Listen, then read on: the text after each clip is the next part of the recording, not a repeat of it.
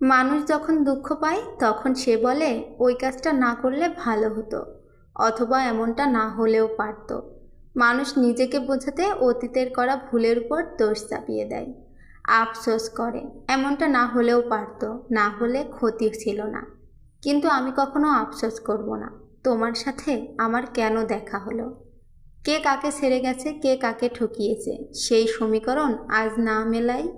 দিন শেষে আমরা এক হতে পারিনি, এটাই চরম সত্য।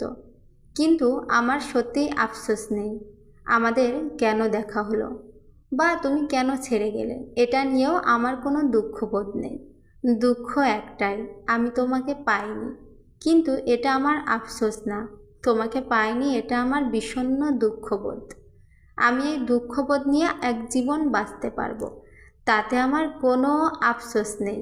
বরং আফসোস থেকে যেত যদি আমাদের দেখা না হতো, যদি তোমাকে ভালোবাসার সুযোগ না পেতাম, ক্ষণিকের হলেও যদি তোমার ভালোবাসা না পেতাম, তাহলে আমি সত্যিই আফসোস করতাম।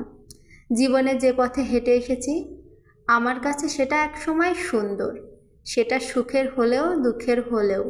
আর হেঁটে আসা পথ যতটুকু তুমি লেগে আছো, ততটুকু বিশেষ মুহূর্ত। তাহলে তুমিই বলো, কেন আমি আফসোস করব এটা ভেবে, যদি আমাদের দেখা না হতো ভালো হতো।